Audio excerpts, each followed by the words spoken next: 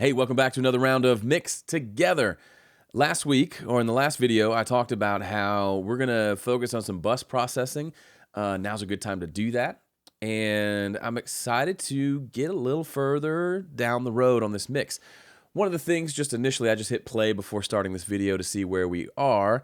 And a couple things I noticed. Let me just share those with you.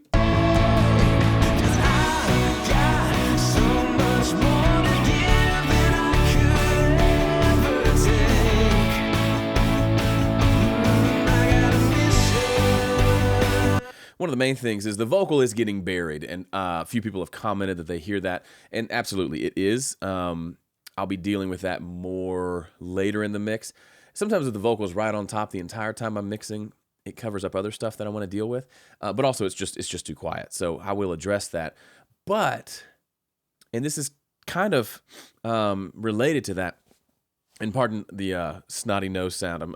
I sound a little nasal today. It just happens. So what I want to do is focus our attention over here. Whoop, that was too much.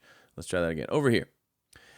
Normally, on just about every mix that I do, I have some amount of bus compression on my mix bus. So when you hear people talk about mix bus compression, this is what they're talking about. It's compression on the master fader, the main output, whatever you want to call it.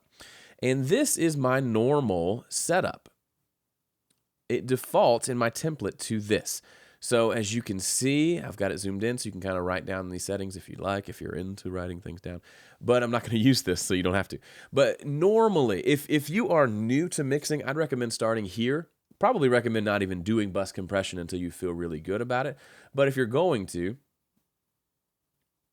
that's a different feature. That's kind of neat. Anyway, if you're going to, these are kind of the settings that I use. Now, these are stolen from the SSL bus compressors that are really popular. So if you have a Waves SSL bundle, or you've got one of the Universal Audio emulations, or some other emulation that emulates the mix bus section of an SSL console, it sounds nice. So this doesn't sound like it, but these are the settings that when I've used that over the years, and I don't have it anymore, but I used to own it. These are the settings that I used. And typically on a mix, I have my ratio at 2:1, threshold, I've got it at -20, that's fairly arbitrary. I've got to adjust it depending on the mix. But then attack and release, these are the ones that are kind of interesting. A 30 millisecond attack and 100 millisecond release. 100 seems long, but that's what I've been doing. It's actually the fastest you can get on the SSL, on the different clickies that you have on the SSL. And then 30 is the slowest attack you can get. I like slow attack, especially on broad things like my mix bus, because it allows me to allow some of the transients to come through, and the compressor keeps the compressor from being too aggressive if I start pushing things into it a little loudly. So those are the normal settings, and normally what I would do is I would hit play and adjust the threshold during a loud section of the song until I'm getting a couple dB of gain reduction.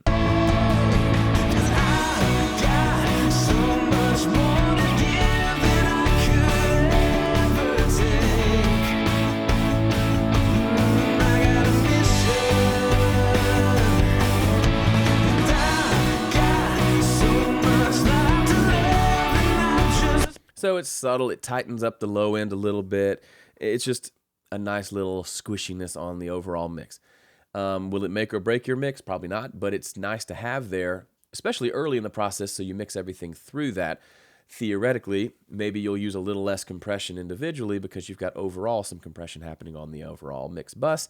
It's kind of more forgiving. If you crank the vocal too loud, the compressor's going to probably slap it back down and blend them a little bit more. So it's kind of a gluey material, gluish, and you can use that to glue things together. It kind of, you may have noticed, and try this on your own mix. Put a bus compressor on your mix, just a regular compressor on your mix bus.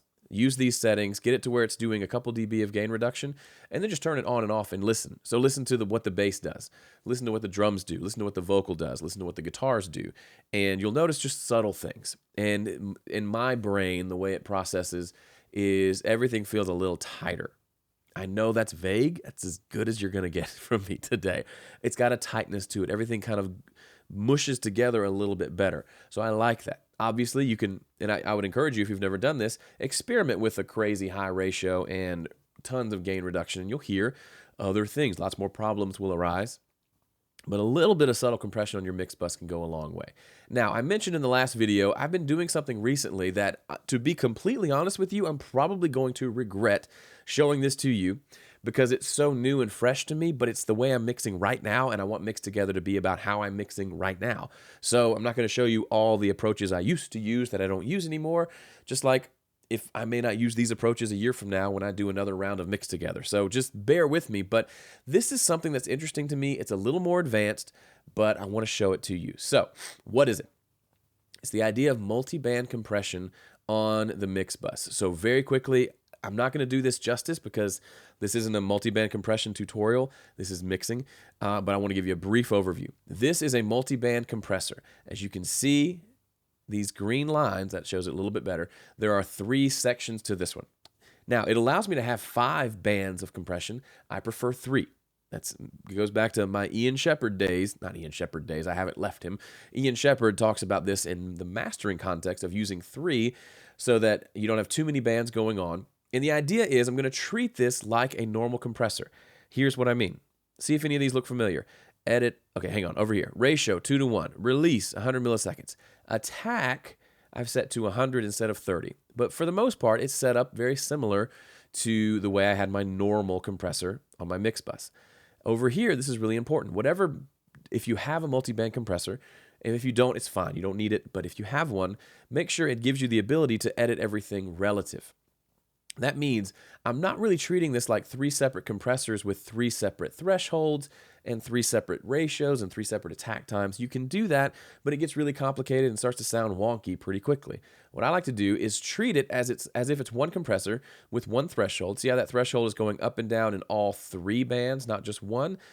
That's how I like to treat it. So the threshold will be the same for everybody, but the amount of compression will be different based on what's coming through in the audio. So what's happening below 160 hertz will determine how much compression happens down there. What's happening in the mid-range, the 160 hertz to 2.5K, that's going to determine how much of those mid frequencies are there will determine how much compression happens in that band. Same with the high frequencies. So what this ends up doing is, in my experience, it compresses the mids more than the bass and the highs because there's generally more information in the mid-range. To me, that's interesting because it allows me to have a nice loud vocal and nice loud bass that will get compressed so it doesn't get out of control, but it also doesn't affect the other frequencies. Give you an example. If I have bass really cranked in a mix, bass and kick drum, and I really think it needs to be just nice, present, big, thick, low end. Well, once I put a regular compressor on that compressor is going to listen to everything. It's listening to 20 hertz all the way up to 20 kilohertz. It's listening to the entire frequency range. What's it going to hear the most? It's going to hear that bass and that kick drum the most because low frequencies have a lot of energy. So it's going to slap them down, and in doing so, it's going to slap down everything else. So you've heard this plenty of times in big like dance mixes and even big rock mixes sometimes where the kick drum hits and you hear, if the cymbal crashes at the same time, you hear the cymbal go psh, psh, psh, psh. So the kick drum's going poo, poo, poo, poo, and the cymbal's going psh, psh, psh, psh. It kind of has this like sucking effect. It's called pumping. The compressor is listening to the kick drum because it's the loudest thing in the mix with the most energy, and it's compressing everything in the mix, causing that pumping. I don't tend to like the pumping in general. I like things to just come through and to sound natural. So when I want my kick drum turned up, I really don't want it to affect everything else in the mix from a dynamic standpoint. I don't want my kick drum to turn down my vocal and my guitars, which is sometimes what happens with a normal compressor. Multi-band compressor, if that kick drum is blasting away at 100 hertz or something, it's not going to turn down the other frequencies. Likewise, if the vocal comes in really loud, it's not going to turn down the bass. It's only going to turn down those frequencies. So what I've noticed, I'm sorry, this is long. I know I'm long-winded today, but this is all important. I'm trying to make this as comprehensive as I can. What I found is when I mix something and then go to master it, oftentimes I will bring in a multi-band compressor to even out the frequencies, the frequency bands kind of together and individually. And what I found is a lot of times if the mix I'm pretty happy with, once I go multi-band, it compresses the mids and not as much the bass and the highs, and it gives it almost that smiley face curve where it has a little bit too much highs and a little bit too much lows. Now, part of that could be just the way I'm using the compressor, but I started to think, if I want everything to be pretty balanced, and it tends to go through multi-band processing, whether it's whoever I send it to mastering will tend to use that, or, on the radio, which I had my song on the radio recently. It goes through a lot of multiband and weird processing, and it was interesting to hear how some things react differently. So I thought if I can do more somewhat mastering processing during mixing, it might actually help me mix a little bit differently and set levels a little bit differently so that it's a little more balanced overall. And it's balanced having gone through some multiband processing. Now, I am sure that if Ian Shepherd plopped his cute little self down right next to me, he would probably say, no, save that for mastering. Don't do any mastering processing during mixing. And he could give you a lot of good reasons why. I just have this gut feeling that this is something I want to try. And I've tried it on a few mixes recently, and it's getting interesting results. I end up not fighting the low end as much in my mix, and it comes through nice and clear, and my vocals come through a little more clearly, and the highs are a little more, my mixes tend to be a little more bright. I tend to have dark mixes. This is actually helping me have a brighter mix without me boosting a bunch of highs, if that makes sense. So all that to say, let's listen to what happens when I bring a multiband compressor on this mix coming into the big chorus at the end, and listen to how it sounds when I engage the compression to where, here's the overall gain reduction meter, let's say to where it's compressing maybe 3 dB or so. Let's see what happens and how that sounds. So much more to give than I could ever take. I got a mission, and I got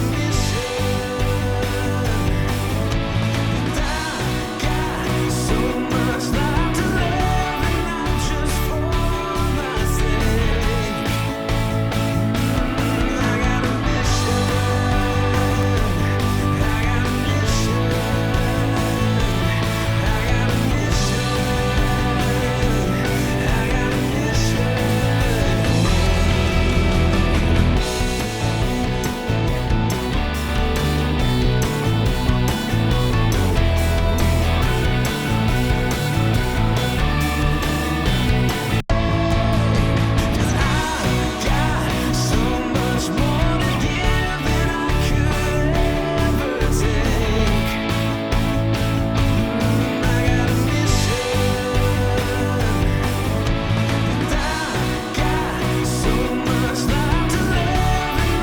So again, as with most things that you do to your mix bus, it's probably, it's pretty subtle. It's not huge differences, but it's noticeable. To me, I hear the low end tightens up in a different way than it did with the regular bus compressor. The vocal actually comes through a little more clearly because I'm compressing the mid-range and leaving the top end that comes through, and that's what you hear, kind of some of the sibilants coming through. And the guitars feel a little cleaner, and it felt a little wider somehow. So that could just be my perception. I could be completely wrong, and this could be a horrible idea. But ultimately, here's the thing. The tools that you use and the way that you use them are important, but they're not the ultimate deciding factor in how your mix is going to turn out. What decides how your mix is going to turn out is right here. I'm pointing to my brain, for those of you who can't see me right now. What you hear with your ears and how you want it to sound, that's what's going to determine how your mix comes out. As long as you know how to use the tools to get that sound to come out of your speakers, that's what's going to happen. So what's interesting about dueling mixes, Graham Cochran and I mix the same exact songs and they sound wildly different because he hears it and in his head he hears a certain mix sound and he makes that come out of his speakers. I hear a different mix sound based on my own personal preferences, my history of mixing, all the songs that I like and the mixes that I love. All those things kind of mesh together into a big melting pot to create what I like to hear in a mix, and that's what I make come out of the speakers. So I hope that gives you a little bit of freedom to experiment and to do stuff, because ultimately you're just trying to make the mix in your head come out the speakers. And if multiband lets you do that quicker and more easily and more effectively, then use that. If a regular compressor does that, use that. If no compression on your mix bus helps you do that, then use that. Real quickly, I want to compare the two. So what you're going to see me do is I'm going to click the multiband compressor. We'll start with nothing, then I'll turn on the regular compressor, and then I'll switch over to the multiband compressor. And we'll just kind of switch back and forth and take a listen, because I think it's an interesting comparison. So here we go.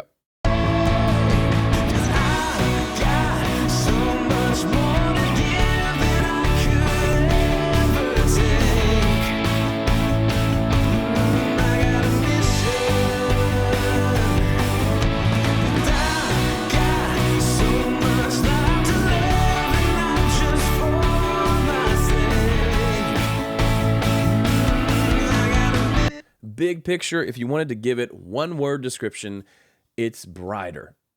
And in my experience, and having mixed a lot of songs for clients and done dueling mixes and all those different things, the brighter mixes tend to sound a little more professional. A lot of times when I compare my finished mix to the mastered version, the mastering engineer has made it brighter. Or when I mix and master for a client, and they tend to like the brighter version better than the darker version sometimes, especially with big, energetic stuff like this.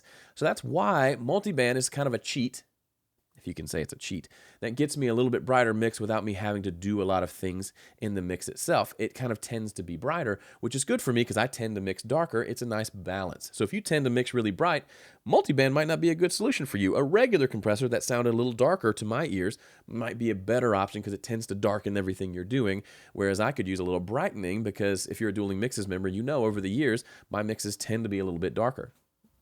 And I like the darkness. I'm not saying my mixes were bad, but I'd like to make them a little brighter. And this seems to be a way to do that in a really kind of interesting and effective way. Okay, I've talked so long, and I feel like this is one of those topics that needed to be covered. So I'm sorry if I wasted your time and you don't feel like that was valuable. But for a lot of people, this is a discussion they're having in their heads, and nobody's talking about it. Not nobody, but it's not being talked about a lot, at least certainly not by me, so I had to cover it here. So let's go let's go to the loudest section of the song, and let's put things in mono for a little bit, and let's just kind of poke around and see what needs to be done.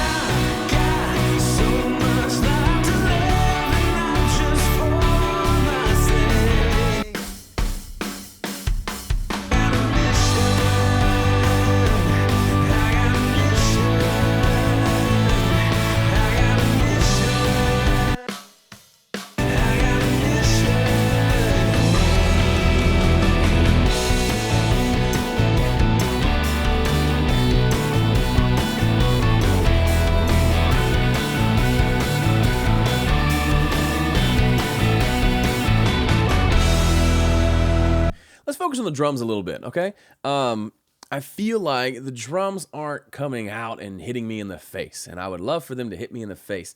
And so I'd like to do a little bit of this in mono, because if you can make the drums really snap through in mono, stereo is going to sound like a dream. So we're going to spend the rest of this video in mono and really hone in on the drums. So here's what they sound like by themselves.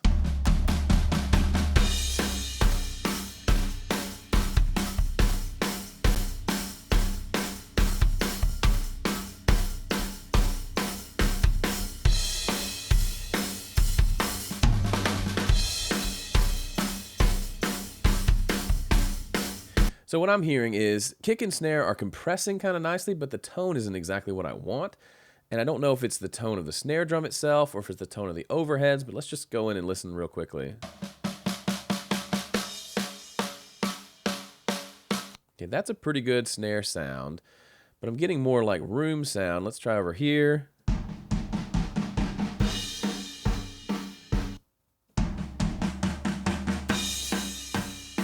Okay, here's what I'm gonna do.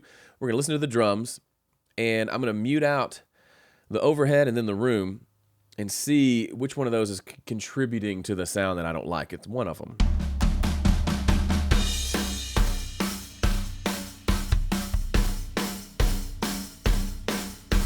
Yeah, you hear that? Coo, coo, coo, coo.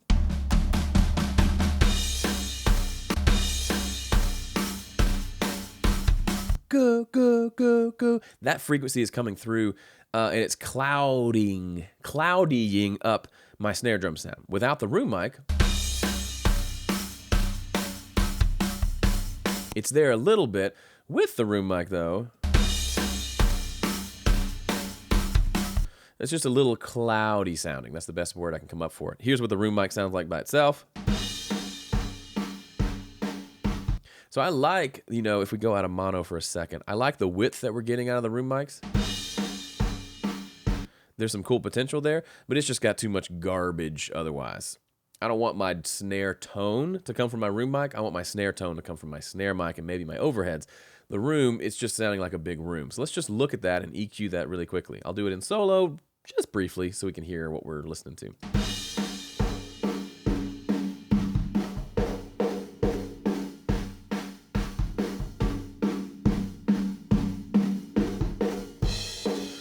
See, if you look at it, I'll mute it for a second. If you look at it, you'll see it looks like over here at like 200 hertz. That looks like where the frequency would be based on looking at the graph. That's why you can't mix with your eyes. It's helpful to have the graph sometimes, but I'm hearing a higher frequency because down here, there's a ringing there we might want to deal with, but that's not what I'm hearing that's bothering me in the mix. Let's get all the drums back in. Well, not everything. Let's get just the drums.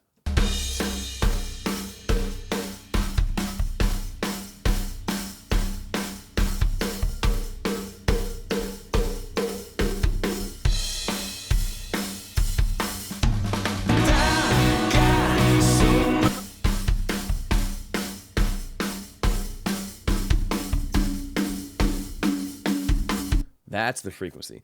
That's the frequency I was hearing. So let's take that one down. Let's go back and solo the room.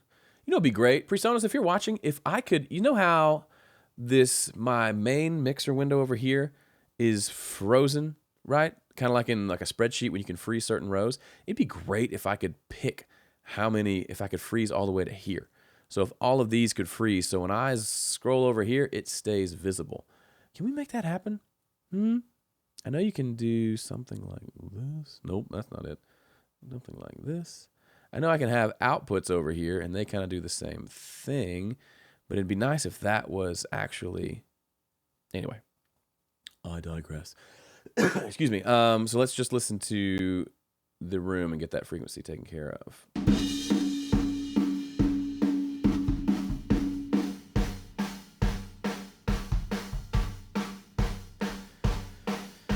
And my gut tells me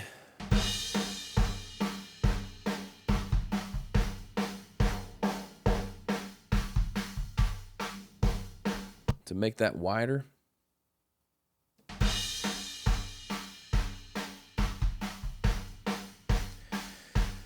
Part of me wants to make that low end go away, do something like this, roll off all the low end too.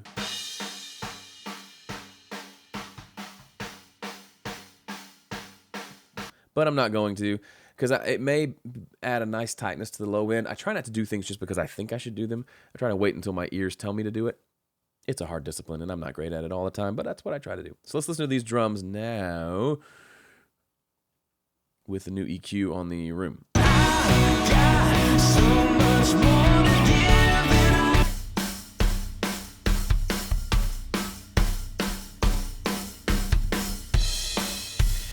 Here's a great learning soundbite. All right, I'll play the drums, and then I'll mute the EQ and listen to how much better the snare drum sounds because of the EQ I did on the room mics. Fascinating.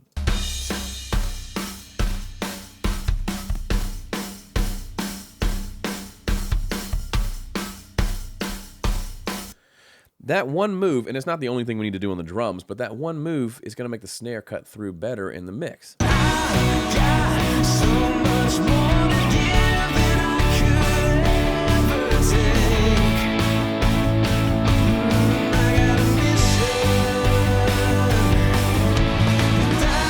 got a mission. It's pretty cool. It's pretty cool. It's pretty cool. Okay, another thing I want to do with the snare, I love a good compressed snare. I like to just smack it around. Sometimes it just works really well. So we're going to do that. I'm going to go a little bit faster attack time. 10 millisecond attack, 15 millisecond release, or 25 millisecond release. 4-to-1 ratio, and let's just slam it and see what happens.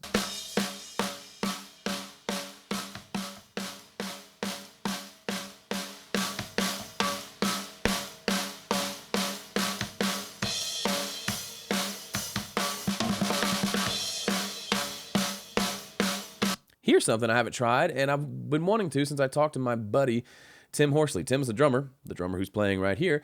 He was talking about a fun way to set attack and release times that I haven't done in a long time. So set your attack and release all the way as fast as you can get them, and then set just everything at max, and then bring the threshold way down.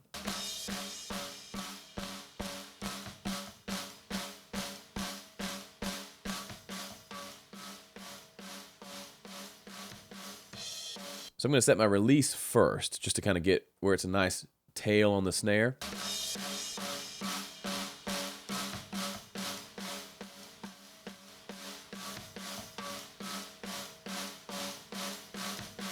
which incidentally is right around where I had it set before. That's kind of nice. But then the attack is really where it gets interesting. I want to mess with the attack until I get just the right amount of snap coming through. So at 0.1 milliseconds, you hear it. It's almost distorted sounding. But as I slowly bring it up, we're going to hear a point where there's more and more snap coming through, and I want to find that ideal spot.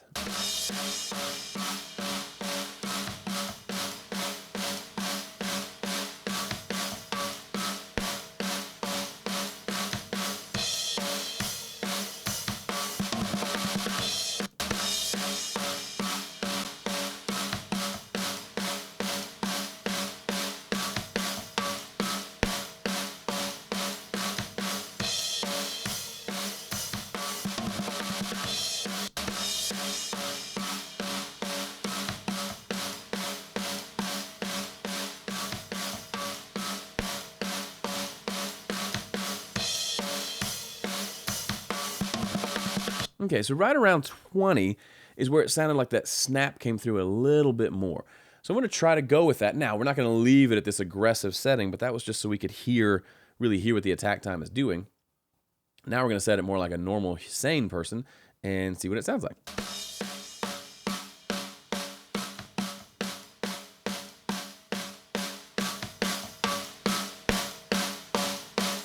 By the way, if you want to really learn compression and really dive into compression and the stuff we're talking about here, check out my Understanding Compression series, understandingcompression.com. It dives into this even more in depth than here. It's a good resource if you really want to really get a handle on compression. But one of the things you'll learn there, and one of the good rules of thumb, is to always match your output gain with your input volume. So if we look at this visually, I want this white line, which is the average level, I want it to be about the same from front to back. So coming in, it's at this level. Coming out, it's at that level. We've obviously done a lot. We've got 12 dB of gain reduction happening, and I'm boosting, but it takes me 9 dB of boost to get that same volume back out of it. But when I do this, when I bypass, now I'm hearing the snare at the same volume, so I'm actually hearing what I'm doing tone-wise to the snare, not just making it louder. Making it louder will always sound better, but it's not necessarily doing anything. So now we can listen, and we can actually be critical about it.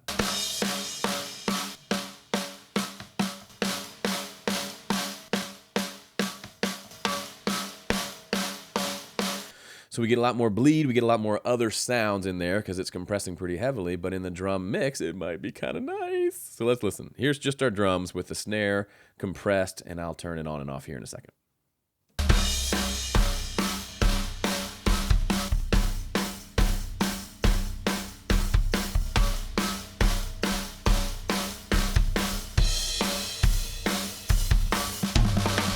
So I love the sound of this snare to begin with. It's well recorded. He hits really hard. There's a little bit of resonance happening that's more emphasized by the compression, and we're hearing more room sound as well, which we already dealt with in the room mic. I want to find that ring and tone it down just a little bit. So let's do that very, very quickly.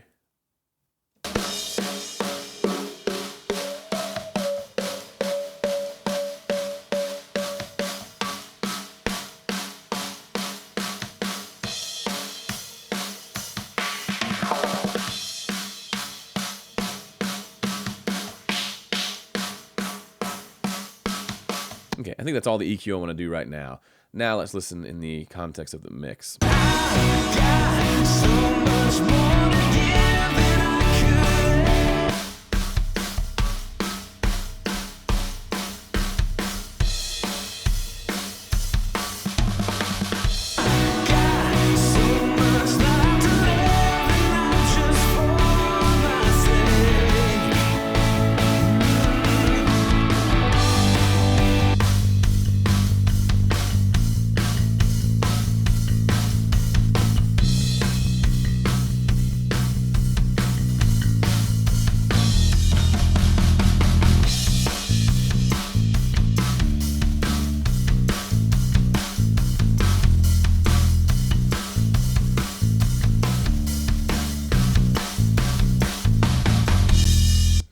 So the ring on the back end of the snare was a little bit too much.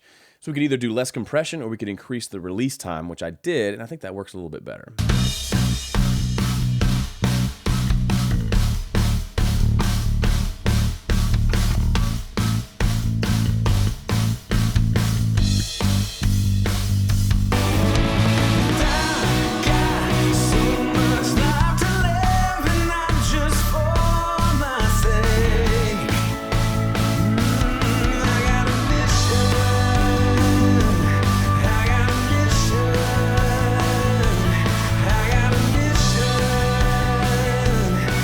okay, did a couple things there.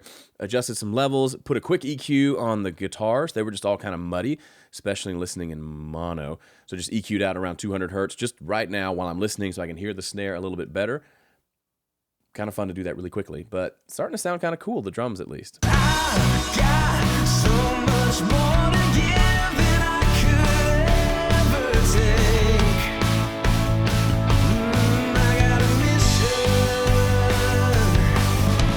and I've got so much life to live, and not just for my sake. I got a mission.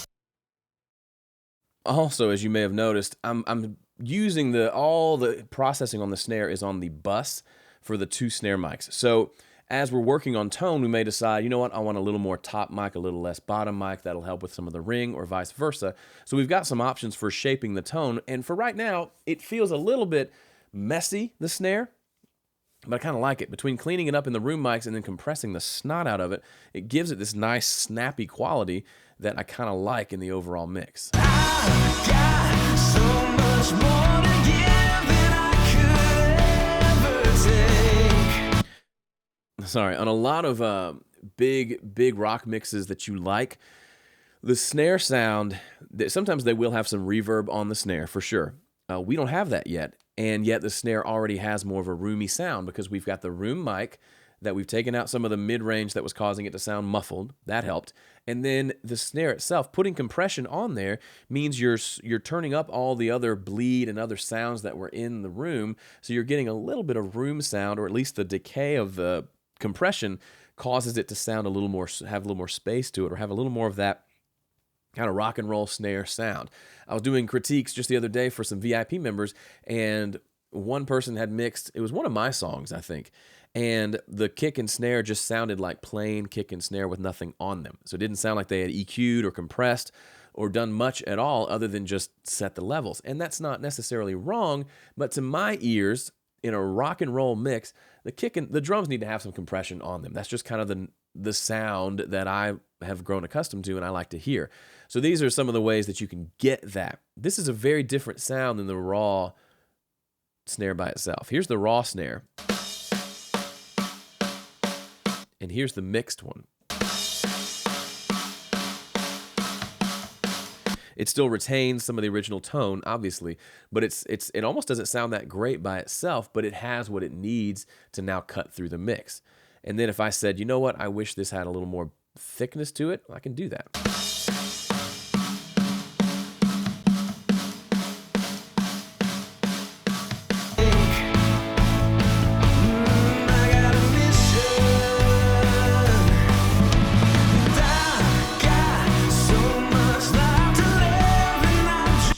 Is it perfect? Nah, we're not close to perfect, but that was a cool round of mix together. We focused on mix bus compression with multiband compression, and we also got to really hone in on some snare drum tone stuff. I love it. I hope your mix is going well. If you haven't started your mix, it's never too late.